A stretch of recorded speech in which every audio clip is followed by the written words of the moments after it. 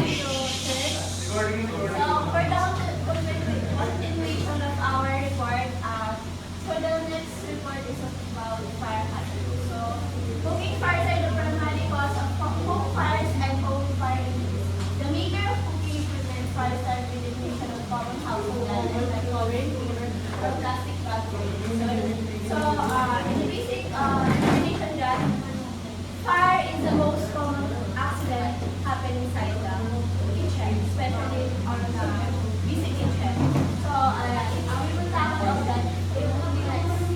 So, since the topic is about fire and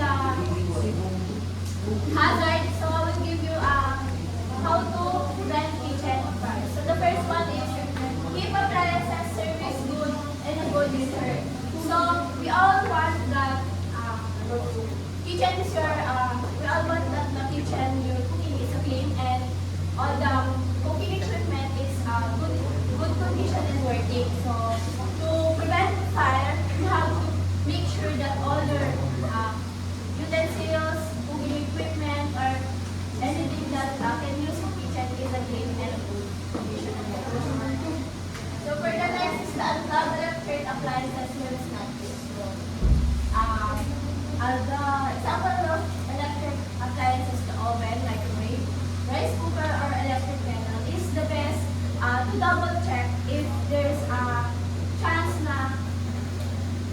chance if the electronic appliances is unplugged or you're not able to unplug it out. So you have to make sure and always think consequence before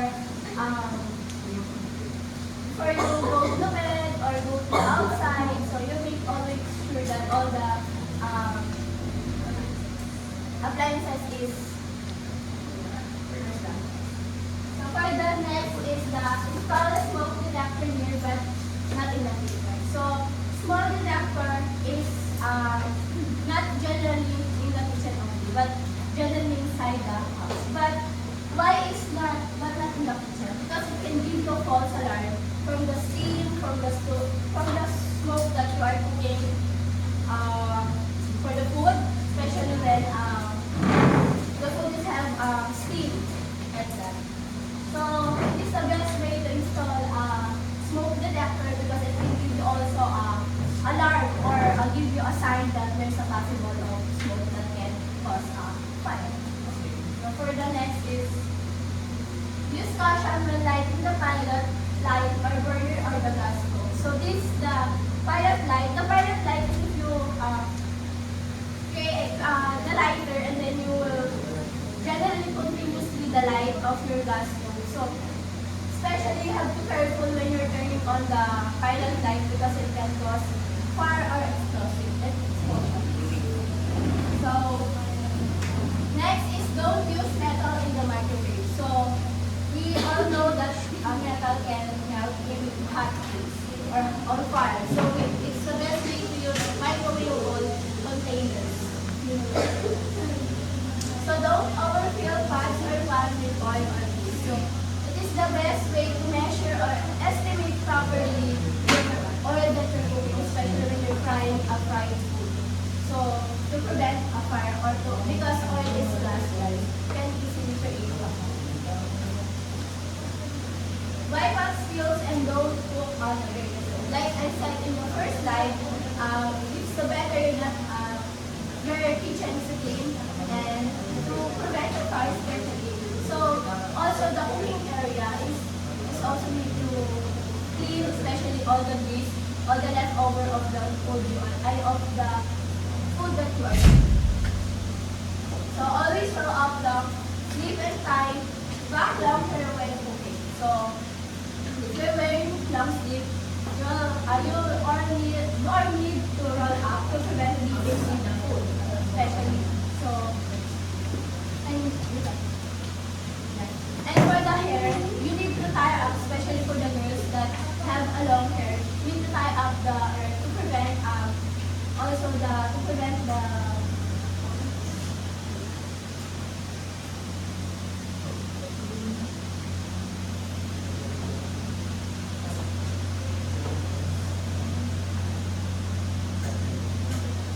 Also, it will help you to prevent from falling to the food like that.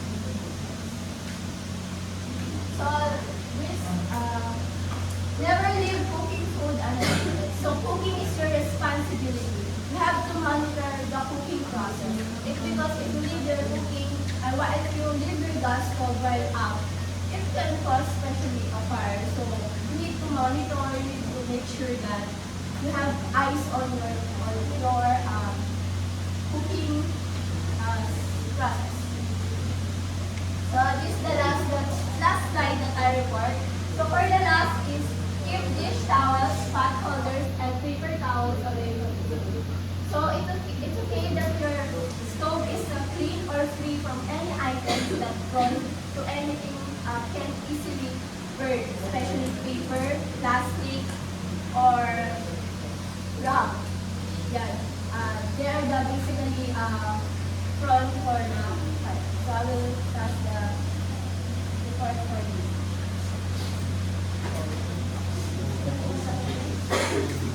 Hi guys, good evening. My name is Alexander Christian. And my report for tonight is restaurant kitchen fire prevention. So first off is inspect solid fuel cooking appliances on a monthly basis. So this kind of appliances we do not see commonly.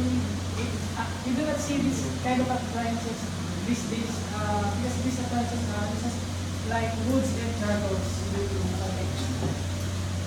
Then for the appliances, with no volume, we need to inspect it properly just to check if there are any grease that are left behind and if there are unplugged wires or there are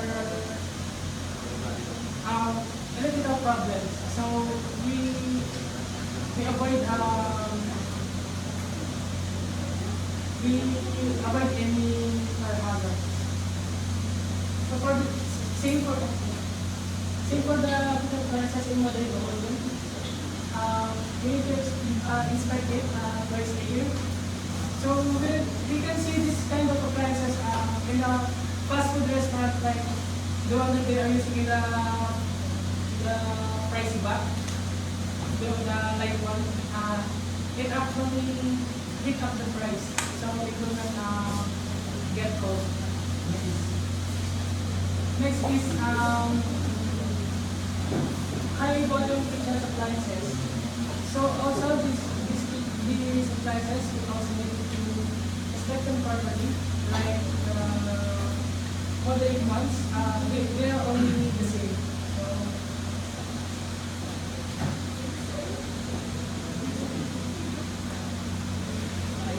So next is if we cooking appliances with non-combustible grease filters. Okay, so for these appliances, we need to equip our non-combustible grease filters like steel or any kind of steel pan or filters like this one to separate the burned grease from the usable grease for oil. So next is place only non-combustible physical blocks, freezers, and containers. So it's just like the previous slide. We use steel plates or steel blocks and plates like this one to avoid any burn grease, and so it is easy to clean. So for bed cooking appliances, so also this bed, we also need to clean these appliances because when we are cooking, sometimes the oil squirts upwards or in any direction. So there might be grease that sticks to it. Okay, so empty all these containers at least once a day. So why do we have to empty all these containers? So I searched about grease and it says that grease can be ignited at 350 degrees Celsius. So if you did not fill your grease containers, some of them might ignite explosion or fire. So next, install appliances at an adequate distance from other sources. So we all know about appliances. We need to distance them from others because it might affect the other, or it might burn the other appliances. Like for example, if you have wood beside your stove, so at a certain point of heat, it can ignite.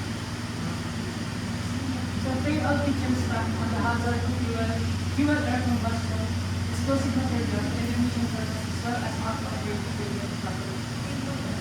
So as the kitchen staff, for the kitchen staff, okay, so we need to train them regularly or orderly to give them knowledge about how to prevent and avoid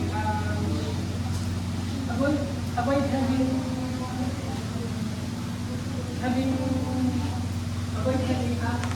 hazard from their workplace. Like for example, smoking and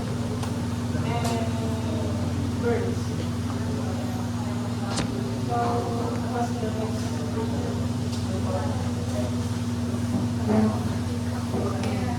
Good evening everyone, my name is Ferdinand Saktam, the reporter of the lesson Case of Fire in the Nakit. In case of fire, fire Nagitian was always started with the overheated grease or oil. From here, I'll give you a tip on how to prevent this kind of hazard to raise outer inside our system. Tip number 1, do not pour water in a fire grease because it makes the fireworks and there's a possibility that the fire is through.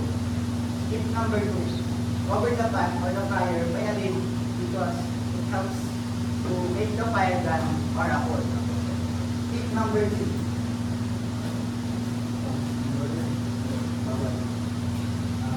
make sure that we know how to use a fire extinguisher.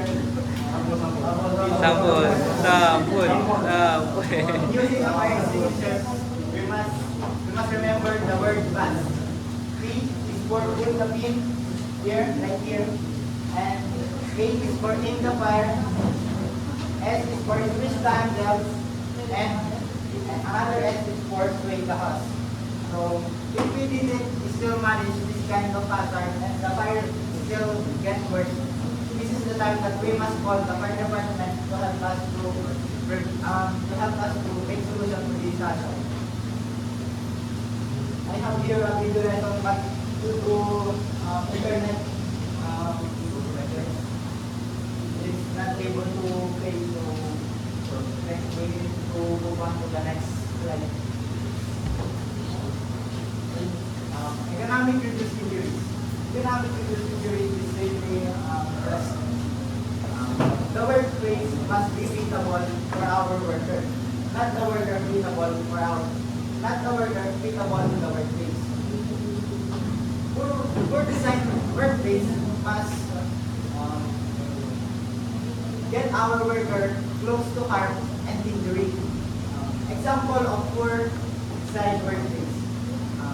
Upward body position, doing the same thing at the same time for many hours. So make sure that the workplace must be suitable for our worker, not the worker suitable for our workplace.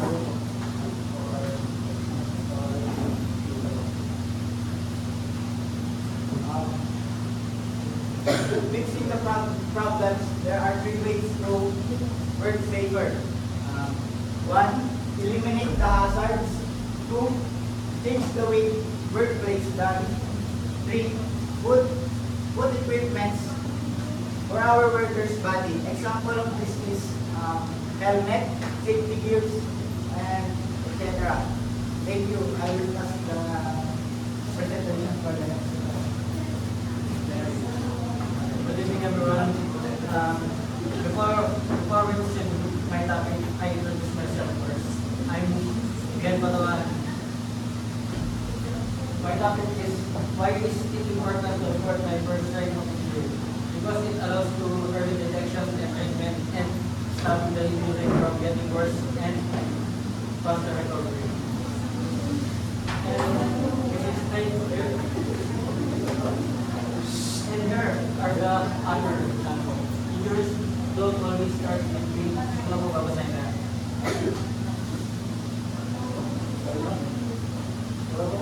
How can work guidelines and policies make work healthier? A DP train rest breaks less overtime breaks, sick days and vacation. This can reduce the amount of time your employees are exposed to blood and other. Your benefit, it allows to employees to rest and recover and keep their body to heal and reduce the risk. Example, better staffing can reduce how much your employees can get done. Having the right numbers of employees is crucial to distribute the task evenly, reduce pressure for individuals, promoting safer work. And lastly, fair and equal working is for promotion, help workers to move up to better jobs over time.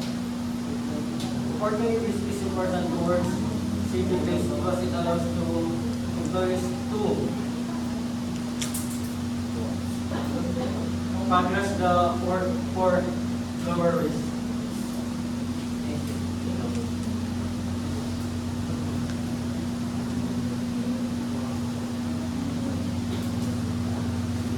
Okay, so, ready for part 2. Okay, so, my topic for my next report is how to protect employees against workplace violence. Okay, so we can see here that there are 4 sections we can see that there are 4 sections here. First is identify areas of risk. So we need to identify areas of risk for number 1, potential for robbery. So what would happen if you did not identify or if you did not put something that might be able to save your workplace from this kind of violence?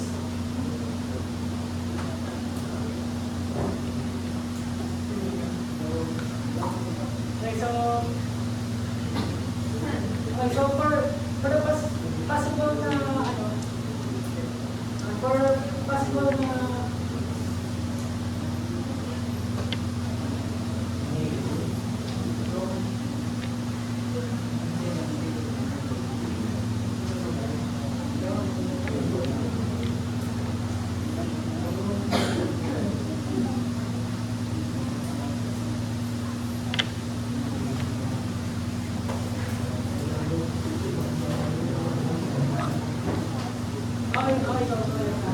identify areas of risk for potential robbery. So if we do not identify areas of risk from our workplace might get robbed or something like the employees can access during off hours. So next is develop procedures in activity. So first one is using cash handling procedures imposed as necessary. Next, make security provisions as per employees out at the end of their shift. Next is managers, supervisors are always available to an employee throughout the aggressive. So develop procedures to minimize risk. Okay, so for example, I'm a cashier at McDonald's. The most the customer is already mad because he started waiting because the order is already 1 hour late. So what do you think is what do you think will I do to prevent it? Of course I will call the manager, or if possible, I will first talk to the customer if he or she could wait for a little while, because all of the service are progress, or there are processes that we follow. And second, during the shift, and I'm about to, and my duty is about to end. So first is I will count my money, my sales, and I will report it to the manager. So when my duty is finished,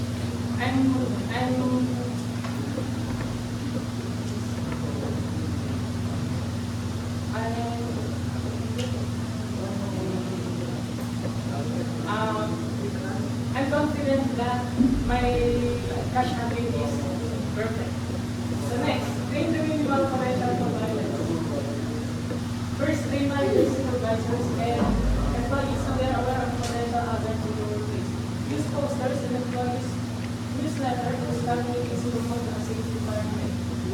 Next, ensure that employees understand they must carry out specific procedures as outlined in the job description. Shortcuts may lead to an accident. Next is ensure that all servers have serving rights.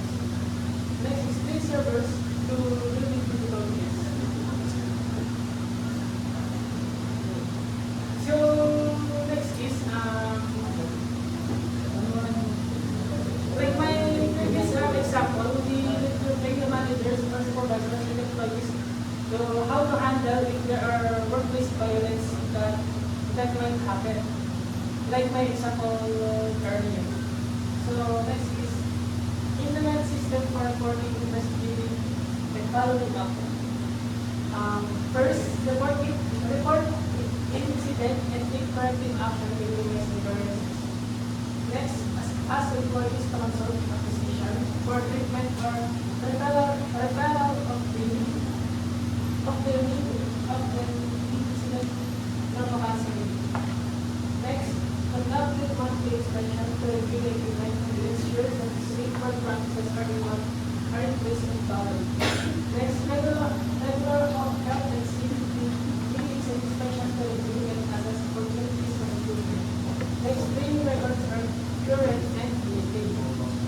So for the internal system for reporting is really so for this one, for example, our working at fast food restaurants. So some of them or most of them are having like review for their employees or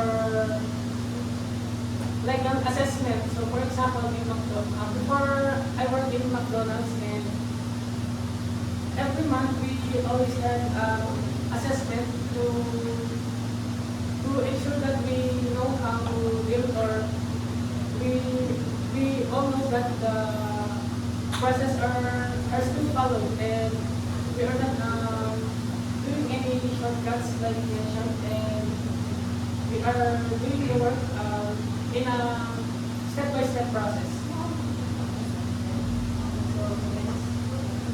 So safeguard practices. Within safeguard practices, offer employees instruction on task execution and how to protect them. So for safeguard practices, it is said that within safeguard practices, offers employees instructions.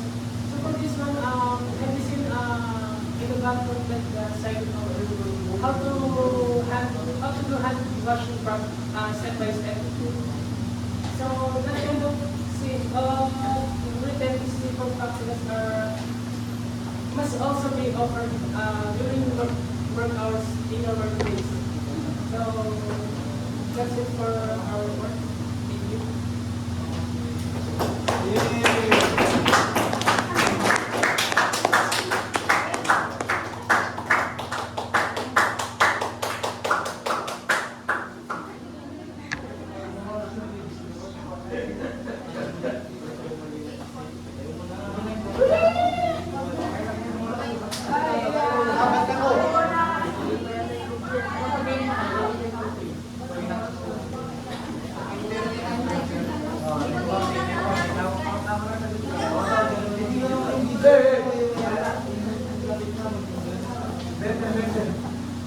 Thank you. ano